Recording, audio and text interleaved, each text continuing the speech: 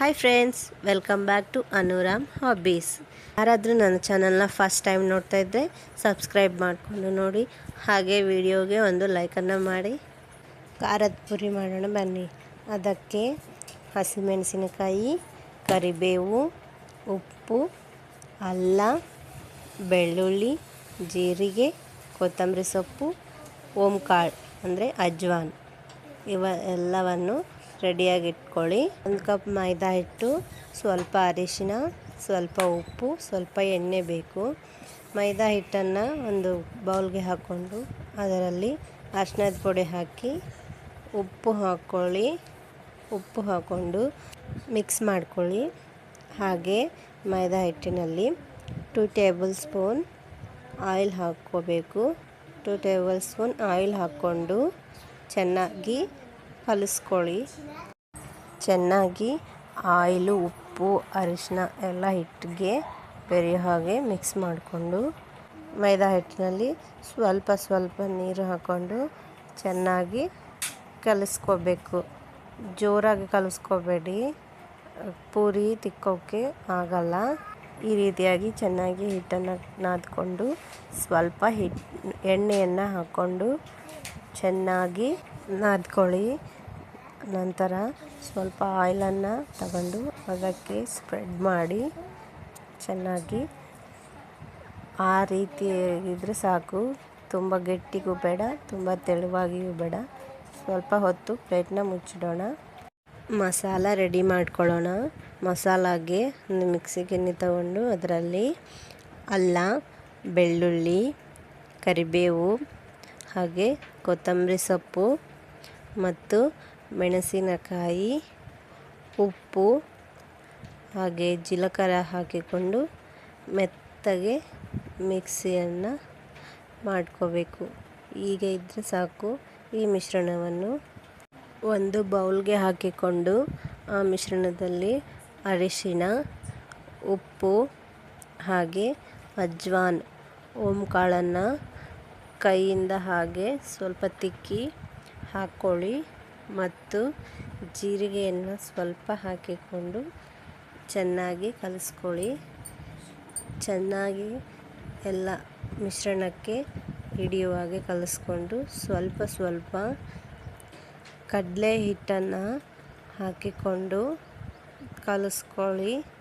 ಅದು ಅಷ್ಟು ಜೋರಾಗಿ ಬೇಡ, ಅಷ್ಟು ಗಟ್ಟಿಯಾಗಿಯೂ ಇಲ್ಲದೇ ಇರೋ ಹಾಗೆ ಎಷ್ಟು ಹಿಡಿಸುತ್ತೋ ಮಸಾಲಾಗೆ ನೋಡಿಕೊಂಡು ಕಡಲೆ ಹಿಟ್ಟನ್ನು ಹಾಕ್ಕೊಳ್ತಾ ಚೆನ್ನಾಗಿ ಕಲಿಸ್ಕೊಳ್ಳಿ. ನಾನು ಈ ಮಸಾಲದಲ್ಲಿ 1 ಕಪ್ಪು ಕಡಲೆ ಹಿಟ್ಟು ಹಾಕ್ಕೊಂಡಿದ್ದೀನಿ. ನನಗೆ 1 ಕಪ್ಪು ಸರಿ ಹೋಗಿದೆ. ನಿಮಗೆ ಎಷ್ಟು ಹಿಡಿಸುತ್ತೋ ಅಷ್ಟು ಹಾಕ್ಕೊಳ್ಳಿ. ಹೀಗೆ ಇದ್ದರೆ ಸಾಕು. ತುಂಬ ಗಟ್ಟಿ ಬೇಡ, ತುಂಬ ತೆಳುವಾಗಿ ಬೇಡ. ಈಗ ಸ್ವಲ್ಪ ಕೈಗೆ ಎಣ್ಣೆ ಹಚ್ಕೊಂಡು ಚಿಕ್ಕದಾಗಿ ಉಂಡೆಗಳನ್ನು ಮಾಡಿಟ್ಕೊಳ್ಳಿ. ನಿಮಗೆ ಸ್ವಲ್ಪ ದೊಡ್ಡ ಪೂರಿ ಬೇಕು ಅಂದರೆ ದೊಡ್ಡದಾಗಿ, ಸ್ವಲ್ಪ ಉಂಡೆಗಳನ್ನು ದೊಡ್ಡದಾಗಿ ಮಾಡ್ಕೊಳ್ಳಿ. ನನಗೆ ಈ ಸೈಜ್ ಆದರೆ ಸಾಕು, ಮೀಡಿಯಮ್ ಸೈಜ್ಗೆ ಬರುತ್ತೆ. ಈ ರೀತಿಯಾಗಿ ಎಲ್ಲ ಉಂಡೆಗಳನ್ನು ಮಾಡಿ, ಹೀಗೆ ಎಲ್ಲ ಉಂಡೆಗಳನ್ನು ಮಾಡಿಟ್ಕೊಂಡ್ರೆ ನಿಮಗೆ ಪೂರಿ ಮಾಡೋಕ್ಕೆ ಈಸಿ ಆಗುತ್ತೆ.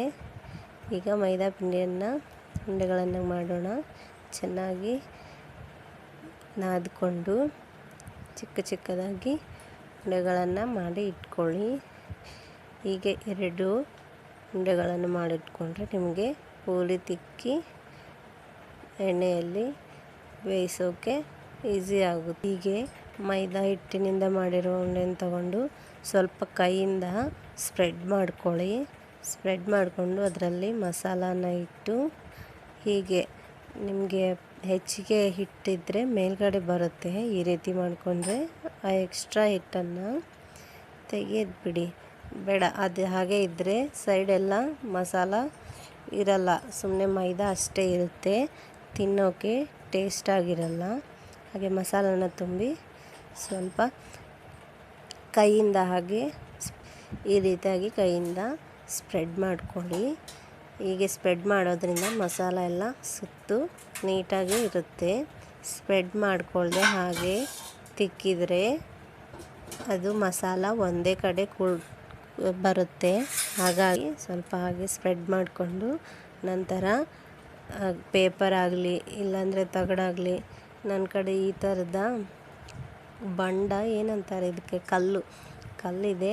ನಾನು ಅದ್ರ ಮೇಲೆ ಸ್ವಲ್ಪ ಎಣ್ಣೆ ಹಾಕ್ಕೊಂಡು ಲತ್ತಣಿಗೆಯಿಂದ ರೌಂಡ್ ಶೇಪಾಗಿ ತಿಕ್ಕಿಕೊಂಡಿದ್ದೀನಿ. ಈಗ ಈ ಪೂರಿಯನ್ನು ಆಯಿಲ್ದಲ್ಲಿ ಹಾಕ್ಕೊಳ್ಳೋಣ. ಆಯಿಲ್ ಹೀಟ್ ಆಗಿತ್ತು, ನಾನು ಮುಂಚೆನೇ ಇಟ್ಕೊಂಡಿದ್ದೆ. ಆಯಿಲಲ್ಲಿ ಹೀಗೆ ಪೂರಿ ಹಾಕ್ಕೊಂಡು ಎರಡು ಕಡೆ ಚೆನ್ನಾಗಿ ಬೇಯಿಸ್ಕೊಳ್ಳಿ. ಈ ರೀತಿಯಾಗಿ ಖಾರದ ಪುರಿ ಮಾಡೋದು. ನಿಮಗೆ ಇನ್ನೊಂದು ಸರಿ ತೋರಿಸ್ತೀನಿ ನೋಡಿ. ಹೀಗೆ ಕೈಯಿಂದ ಸ್ವಲ್ಪ ಸ್ಪ್ರೆಡ್ ಮಾಡಿಕೊಂಡು ನಂತರ ಮಸಾಲಾನ ಇಟ್ಟು ಹೀಗೆ ರೌಂಡಾಗಿ ತಿರುಗಿಸಿದರೆ ಅದು ಮೇಲ್ಗಡೆ ಬರುತ್ತೆ. ಎಕ್ಸ್ಟ್ರಾ ಹಿಟ್ಟು, ಆ ಎಕ್ಸ್ಟ್ರಾ ಹಿಟ್ಟನ್ನು ಹಾಗೆ ಬಿಡಬೇಡಿ, ತೆಗೆದುಬಿಡಿ. ಇಲ್ಲಾಂದರೆ ಅದು ಸುಮ್ಮನೆ ಮೈದಾ ಸುತ್ತು ಮೈದಾ ಇರುತ್ತೆ, ತಿನ್ನೋಕ್ಕೆ ಟೇಸ್ಟ್ ಬರಲ್ಲ. ಹೀಗೆ ಮಾಡಿಕೊಂಡು ಕೈಯಿಂದ ಸ್ವಲ್ಪ ಸ್ಪ್ರೆಡ್ ಮಾಡಿ ಆಯಿಲನ್ನು ಹಚ್ಕೊಂಡು ಲತ್ತಣಿಗೆಯಿಂದ ಚೆನ್ನಾಗಿ ರೌಂಡಾಗಿ ತಿಕ್ಕಿಕೊಳ್ಳಿ. ಹೀಗೆ ಎಲ್ಲ ಪುರಿನೂ ಮಾಡೋದು.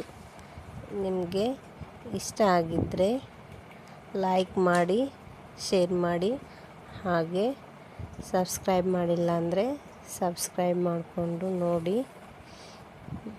ಪೂರಿ ತಿಕ್ಕೋದು ಆಯಿತು. ಈಗ ಎಣ್ಣೆಯಲ್ಲಿ ಹಾಕಿ ಫ್ರೈ ಮಾಡ್ಕೊಳ್ಳೋಣ. ಎಣ್ಣೆಯಲ್ಲಿ ಹಾಕಿ ಎರಡು ಸೈಡು ಚೆನ್ನಾಗಿ ಬೇಯಿಸ್ಕೋಬೇಕು. ಹೀಗೆ ಎಲ್ಲ ಪೂರಿನೂ ಮಾಡ್ಕೊಳ್ಳಿ. ಸಿಂಪಲ್, ಮುಗೀತು, ಖಾರದ puri ready. Like, share and subscribe to my channel. Please support me. Bye friends.